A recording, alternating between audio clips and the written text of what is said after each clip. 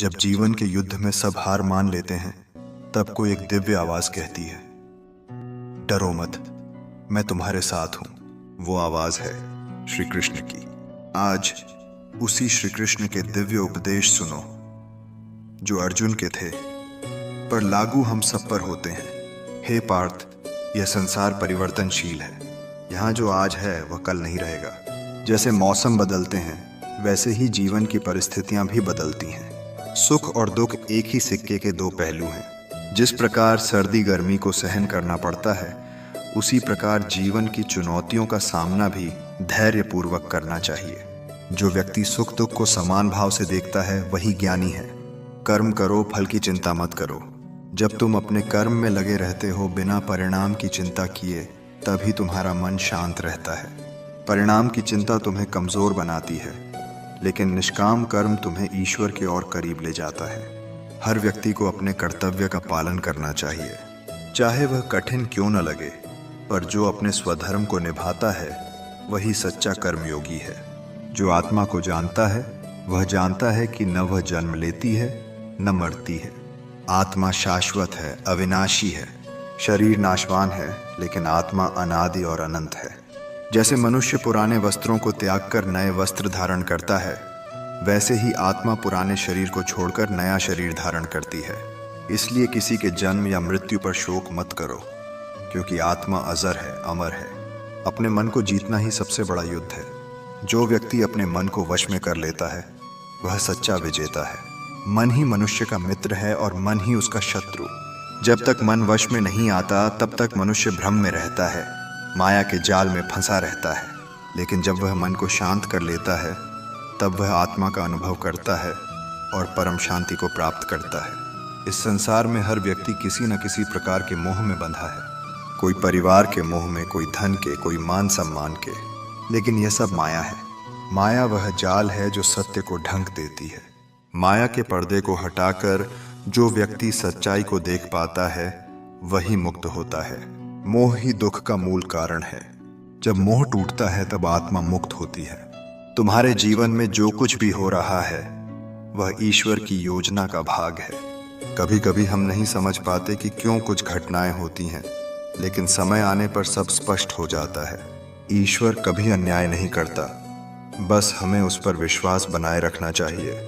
जो ईश्वर की इच्छा में अपने मन को समर्पित कर देता है, उसे कभी दुख नहीं होता। सत्य वह है जो समय के साथ नहीं बदलता।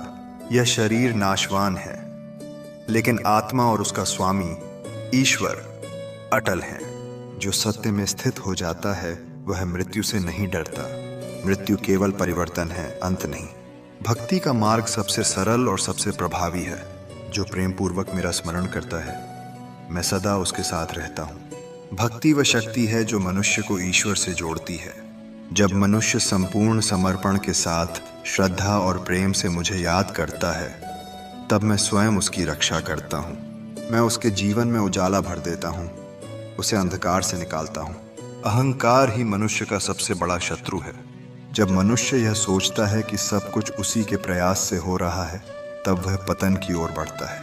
लेकिन जब वह यह स्वीकार करता है कि जो कुछ भी हो रहा है वह ईश्वर की कृपा से हो रहा है, तब वह विनम्र होता है और उसी विनम्रता में उसकी शक्ति छिपी होती है। विनम्रता वह गुण है जो मनुष्य को ईश्वर के निकट लाती है। प्रकृति के 3 गुण, सत्व, रजस और तमस, इस संसार के हर प्राणी को प्रभावित करते हैं। सत्व गुण शांति और ज्ञान देता है, रजस क्रिया और इच्छा पैदा करता है, और तमस आलस्य और अज्ञानता लाता है।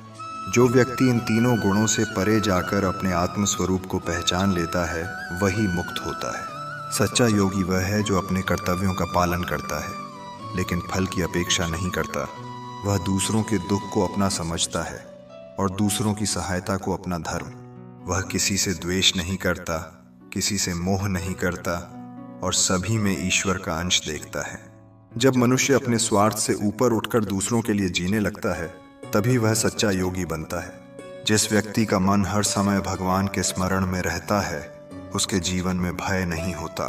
वह हर परिस्थिति में शांत रहता है, क्योंकि वह जानता है कि उसका जीवन ईश्वर के हाथों में है।